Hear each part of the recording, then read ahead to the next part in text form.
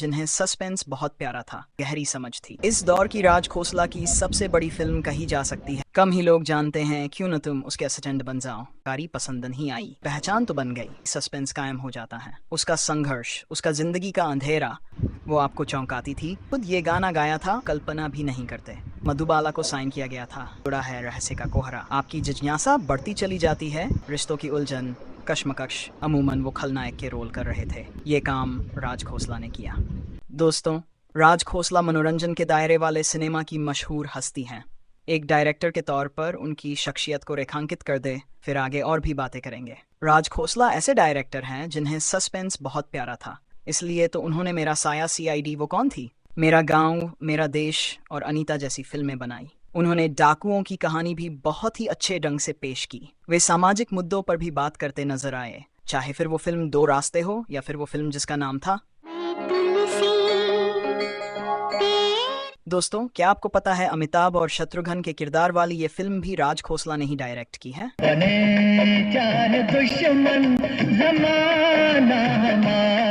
ये फिल्में उस टाइम की हैं जब एक तरफ राज कपूर लाइट में थे और दूसरी तरफ गुरदत्त, बी.आर. चोपड़ा, देवानंद, विजय आनंद, महबूब खान और भी तमाम दिग्गज डायरेक्टर। उनके बीच राज खोसला ने बॉक्स ऑफिस पर अगर लगातार राज किया तो इसका मतलब है कि इस डायरेक्टर को मनोरंजक सिनेमा की गहरी समझ थी। राज खोसला का जन्म 31 मई 1925 को पंजाब के राहों में हुआ था।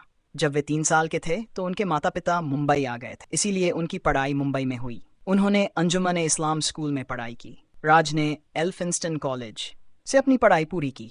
यही से उनका झुकाव सिनेमा की तरफ हुआ। कम ही लोग जानते हैं कि उन्हें पंडित जगन्नाथ तिवारी जी से शास्त्रीय संगीत की शिक्षा भी ली। राज के एल सहगल के बड़े प्रशंसक थे और दोनों साथ में रियाज किया करते थे, क्योंकि माटुंगा में राज खोसला का घर था और सहगल भी वहीं पास में रहते थे। हर सुबह राज खोसला सहगल के पास जाया करते और रियाज करते, उन्हें गाते हुए सुनते। मैं क्या जानूं क्या। एक दफा सहगल ने राज खोसला को कहा, आप रेडियो या फिल्मों में क्यों नहीं आते। बस यही से राज ने गायकी का सफर शुरू कर दिया। ये वो दौर था जब वो गायक के तौर पर आकाशवाणी से जुड़े। 1950 में आई बतौर म्यूजिक डायरेक्टर मदन मोहन की पहली फिल्म आंखें, जिसके डायरेक्टर थे देवेंद्र गोयल। इस फिल्म में राज ने एक गाना भी गाया। इस गाने के रिकॉर्ड पर लिखा है कोर्सलेट बाय राज खोसला और इस गाने के बोल लिखे थे भगवंत दत्त मिश्र ने। ये कहना सही होगा कि राज खोसला और देव आनंद की दोस्ती पुश्तैनी थी। दरअसल इन दोनों के फादर एक साथ कॉलेज में पढ़े थे, तो दोनों परिवारों के बीच गहरा रिश्ता था और ये रिश्ता अगली पीढ़ी तक चला आया था। बात ये थी कि बतौर गायक राज खोसला का करियर शुरू नहीं हो पा रहा था। एक दिन देवानंद ने राज से कहा कि मेरा एक दोस्त है गुरुदत्त, वो अपनी अगली फिल्म शुरू करने वाला है, क्यों न तुम उसके असिस्टेंट बन जाओ। राज खोसला ने कहा, देव तुम जानते हो मेरी दिलचस्पी फिल्म डायरेक्शन में नहीं है, मैं तो गायक बनना चाहता हूँ। देव आनंद के जोर देने पर राज किसी तरह राजी हो गए और फिल्मबाजी में वो असिस्टेंट डायरेक्टर रहे। 1951 में आई फिल्मबाजी एक क्राइम थ्रिलर थी। देव आनंद फिल्म के हीरो थे। राज खोसला ने अपनी पहली तालीम असिस्टेंट डायरेक्टर के तौर पर गुरुदत्त की इसी फिल्म से की। हालांकि गुरुदत्त की भी ये पहली डायरेक्टर फिल्म थी और इसकी कहानी बलराज साहनी ने लिखी थी, बाजी हिटर ही, और इस फिल्म ने गुरुदत्त और देवानंद दोनों को पॉपुलर बना दिया। इसके बाद 1952 में आई जल एक और क्राइम थ्रिलर फिल्म। कलाकार थे देव आनंद और गीता बाली। राज खोसला अब गुरुदत्त के असिस्टेंट डायरेक्टर तो थे ही, लेकिन वो फिल्म की कहानी और फिल्म के तकनीकी पक्षों में भी मदद किया करते। दिलचस्प बात यह है कि फिल्म जाल के एक गाने की रिकॉर्डिंग के वक्त तय हो गया गाना राज खोसला गाएंगे। म्यूजिक डायरेक्टर सचिन देव बर्मन के निर्देशन में राज खोसला ने ये गाना गाया भी, लेकिन गुरुदत्त को उनकी गायकी और अदाकारी पसंद नहीं आई। इसके बाद ये गाना हेमंत कुमार ने गाया। रात ये चांदनी फिर कहाँ, सुन जा दिल की दास्तां। सन 1954 में आई आर पार एक romantic crime and drama film थी। गुरुदत्त और श्यामा की मुख्य भूमिकाएं और असिस्टेंट डायरेक्टर अभी भी राज खोसला ही थे। राज ने अब तक गुरुदत्त से डायरेक्शन की तमाम बारीकियां सीख ली थीं और अब वो आज़ादी से डायरेक्शन करने का ख्वाब देख रहे थे। अगले बरस यानी 1955 में उनका एक ख्वाब पूरा हुआ जब आई फिल्म मिलाप। फिल्म के कलाकार थे देव आनंद और गीता बाली। फिल्म इतनी नहीं चली, लेकिन डायरेक्टर के तौर पर राज खोसला की पहचान तो बन गई। गुरुदत्त ने देवानंद और वहीदा रहमान के साथ जब सीआईडी बनाई तो देवानंद के कहने पर इसकी डायरेक्शन का भार राज खोसला को सौंपा। देवानंद का ये भरोसा रंगलाया और सीआईडी हिट हो गई। इसके गाने खूब चले और बतौर डायरेक्टर राज हंसे के काज मंगया। अगर आपको इस फिल्म की शुरुआत याद हो, एक महिला नजर आती है, चेहरा नहीं दिख रहा है और वो टेलीफोन डायल करती है और कहती है, उसे किसी तरह रास्ते से हटा दो, हो सके तो रुपए से, या समझे। और फिल्म शुरू होने के 1 मिनट के अंदर ही सस्पेंस कायम हो जाता है। सीआईडी इतनी जबरदस्त रही कि लोग अपनी सीटों से जमे रहे, ये जानने के लिए कि इसका क्लाइमैक्स क्या है। इस फिल्म ने हंगामा मच दिया। इस फिल्म के बाद गुरुदत्त ने राज खोसला के सामने अपनी अगली फिल्म डायरेक्ट करने का प्रस्ताव रखा, लेकिन राज खोसला अपना मन बना चुके थे। उन्होंने कहा कि देखिए गुरुदत्त जी, मैं एक छोटा पौधा हूँ, आप जैसे बरगद के नीचे फल फूल नहीं पाऊंगा, इसलिए मैं आपके साथ फिल्में नहीं करूंगा। यहाँ से राज खोसला की अपनी धारा शुरू होती है। कमाल की बात यह है कि गुरुदत्त की निगाहबानी में सिनेमा की तालीम लेने वाले खोसला का सिनेमा उससे बिल्कुल अलग है। एक तरफ जहाँ गुरुदत्त की फिल्मों में इंटेंसिटी होती थी, वो थी किरदार की तकलीफ, उसका संघर्ष, उसका जिंदगी का अंधेरा, उसकी कश्मकश। पर राज खोसला का सिनेमा इस सबसे अलग था। वो मनोरंजन के साये में डला सिनेमा था। गुरुदत्त के बजाय राज खोसला ने देव आनंद के नवकीर्तन बैनर के साथ काम करना ज्यादा सही समझा। सन 1958 में राज खोसला ने बनाई काला पानी। इस फिल्म की कहानी राज खोसला के सहायक बप्पी सोहनी ने लिखी थी, जो आगे चलकर बड़े डायरेक्टर बने। अच्छा जी मैं हारी चलूं, जाऊं ना।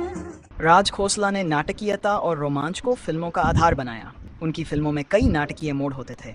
वो आपको चौंकाती थी और किसी ऐसी दिशा में मुड़ जाती थी जिसकी अमूमन दर्शक कल्पना भी नहीं करते।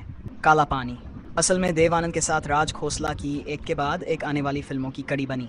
हम यहाँ दोहरा दें कि राज खोसला की पहली 2 फिल्मों मिलाप और सीआईडी में दोनों के हीरो देव ही थे। काला पानी के बाद 1958 में आई 16वां साल येनो कहते की फिल्म थी, बल्कि इसके प्रोड्यूसर थे चंद्रोत देसाई। इस फिल्म में भी देव आनंद और वहीदा रहमान थे। राज खोसला को सस्पेंस बिल्ड करने में मजा आता था, यही उनकी फिल्मों की खासियत है। 16वां साल अभी सोचते रहते हैं कि अब की बार वहीदा रहमान इस मुसीबत से पार हो पाती या नहीं। बहुत ही नाटकीय, शानदार, दिलचस्प फिल्म थी 16वां साल। म्यूजिक डायरेक्टर थे SD बर्मन। 1960 में राज खोसला ने प्रोड्यूसर बनने का फैसला किया। इसमें उनका साथ निभाया उनके 2 दोस्तों ने। एक थे सिनेमेटोग्राफर जाल मिस्त्री और दूसरे थे उनके परम मित्र देवानंद। जाल मिस्त्री के साथ मिलकर उन बनाई बम्बई का बाबू। यहाँ गौर करने वाली बात यह है कि राज ने बतौर सहायक डायरेक्टर काम शुरू किया तो भी देवानंद उनके साथ थे। जब उन्होंने बतौर इंडिपेंडेंट डायरेक्टर अपनी पहली फिल्म बनाई मिलाप, तो उसमें भी देवानंद थे। जब उन्होंने बतौर प्रोड्यूसर काम करना शुरू किया तो यहाँ भी देव आनंद उनके साथ थे। इस फिल्म में देव की हीरोइन थी सुचित्रा सेन। हालांकि कहते हैं कि इस फिल्म के लिए पहले मधुबाला को साइन किया गया था। सुचित्रा सेन ने बहुत ही कम फिल्मों में काम किया है, पर यह फिल्म उनके सर्वश्रेष्ठ अभिनय के लिए जानी जाती है। यहाँ कुछ दिलचस्प बातें आपको बता दें।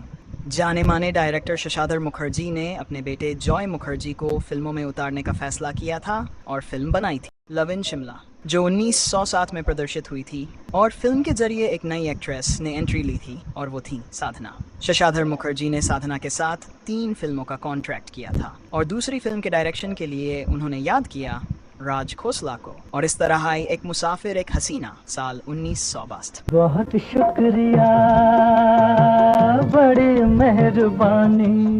इस फिल्म का परिदृश्य भी वही था, सस्पेंस, रोमांच, जासूसी, नाटकीयता। इस फिल्म ने धूम मचा दी थी। साधना के रूप में राज खोसला को वो एक्ट्रेस मिली जिसकी शायद उन्हें तलाश थी। राज खोसला हमेशा नई रोमांचक कहानियों की तलाश में रहते थे, बस इत्तेफाक से इत्तेफाक के जरिए जुड़ते चले गए। और साधना के साथ राज खोसला ने एक ट्रिलॉजी फिल्म बनाई जिसकी खासियत यह है कि तीनों फिल्मों की एक्ट्रेस के साथ जुड़ा है रहस्य का कोहरा। सन 1964 वो कौन थी?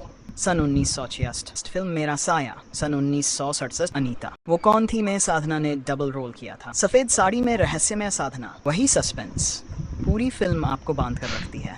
आपकी जिज्ञासा बढ़ती चली जाती है कि अब क्या होगा, अब क्या होगा। इस फिल्म के हीरो थे मनोज कुमार। इस फिल्म का ये गाना जब रिकॉर्ड हुआ था तब लता जी का गला खराब था, वो गाने की हालत में नहीं थी। ऐसे में मदन मोहन ने खुद ये गाना गाया था और शूटिंग के लिए भेज दिया गया था। अधूरा हूँ मैं अफसाना। बाद में लता जी की आवाज में इसे डब कर लिया गया था। साधना के साथ सस्पेंस वाली फिल्मों की कड़ी की दूसरी फिल्म थी मेरा साया। इस फिल्म में भी साधना डबल रोल में थी। राज खोसला की ये वो फिल्म है जिसमें नाटकीयता है, सस्पेंस है, बेमिसाल संगीत है और है शानदार एक्टिंग। मेरा साया के सारे गाने लाजवाब थे। साधना और राज खोसला की सस्पेंस वाली फिल्मों में तीसरी फिल्म थी अनीता, जो 1967 में आई। अनीता को वो कामयाबी नहीं मिली जो इन सीरीज की बाकी 2 फिल्मों को मिली थी। फिल्म के म्यूजिक डायरेक्टर थे लक्ष्मीकांत प्यारेलाल। इस बीच राज खोसला ने 1966 में फिल्म बनाई दो बदन। एक्ट्रेस आशा पारेख ने इससे पहले प्यार का मौसम, तीसरी कसम और कारवान जैसी फिल्में की थी। अभी तक उनकी ऐसी कोई फिल्म नहीं आई थी जो उनकी अभिनय क्षमता को साबित करे। ये काम राज खोसला ने किया। कितना अजीब इत्तेफाक है कि साधना के बाद आशा पारेख के साथ भी राज खोसला की 3 फिल्में आई। एक थी दो बदन, जिसने आशा पारेख को एक सशक्त एक्ट्रेस के तौर पर स्थापित कर दिया।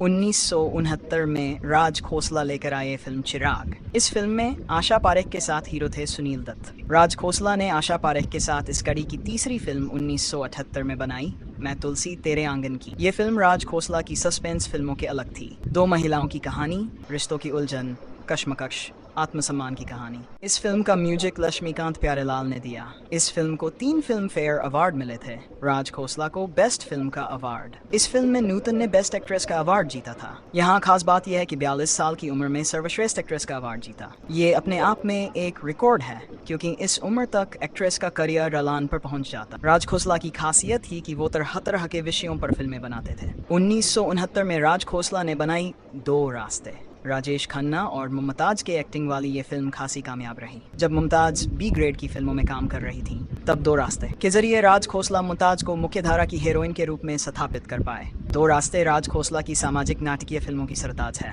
म्यूजिक था लक्ष्मीकांत प्यारेलाल का। अब तक राज खोसला हर जॉनर की फिल्में बना चुके थे। बाकी थी डाकुओं की कहानी। तब उन्होंने एक शानदार ताना बाना बुना और 1971 में आई मेरा गांव मेरा देश कहानी में राजस्थान की पृष्ठभूमि दिखाई गई है। शूटिंग उदयपुर की पहाड़ियों, जंगलों और हवेलियों में हुई। विनोद खन्ना ने अपना करियर 1968 में सुनील दत्त की फिल्म मन का मीत से शुरू किया था। अमूमन वो खलनायक के रोल कर रहे थे। मेरा गांव मेरा देश में उन्होंने गब्बर सिंह की भूमिका की और उन्हें एक मुकम्मल पहचान मिली। देव आनंद के साथ जो राज खोसला का नाता था, राज उसे लगातार निभाते रहे। 1973 में देवानंद के साथ बनाई शरीफ बदमाश। इसकी हीरोइन थी हेमा मालिनी। सन 1975 में राज खोसला लेकर आए फिल्म प्रेम कहानी। फिल्म के कलाकार थे राजेश खन्ना, शशि कपूर, मुमताज और विनोद खन्ना। 1973 में उन्होंने फिल्म बनाई कच्चे धागे। 1975 में राज खोसला ने सुनील दत्त के प्रोडक्शन अजंता आर्ट्स के लिए बनाई नेहले पर दहला। इस दौर की राज खोसला की सबसे बड़ी फिल्म कही जा सकती है यश चोपड़ा की दोस्ताना, जिसके मुख्य कलाकार थे अमिताभ बच्चन, शत्रुघ्न सिन्हा, अमरीश पुरी, प्राण, हेमा मालिनी और रीना रॉय। म्यूजिक था लक्ष्मीकांत प्यारेलाल का। 80 का दशक आते आते राज खोसला का करियर अपने आखिरी दौर तक पहुंच चुका था। उनकी हिट फिल्मों का जो जादू 70 के दशक तक कायम था, वो अब बुझने लगा था। 1984 में उन्होंने धर्मेंद्र, सनी देओल, शर्मिला टैगोर और वहीदा रहमान को लेकर बनाई सनी। 1989 में राज खोसला ने अपनी आखिरी फिल्म बनाई नकाब। कलाकार थे ऋषि कपूर और फरहा। 90 का दशक आते आते राज खोसला सिनेमा से दूर हो गए। एक लंबा करियर, एक से बढ़कर एक फिल्मों की कमाल की विविधता, कहीं सस्पेंस थ्रिलर, कहीं सामाजिक और कहीं डाकुओं वाली फिल्में।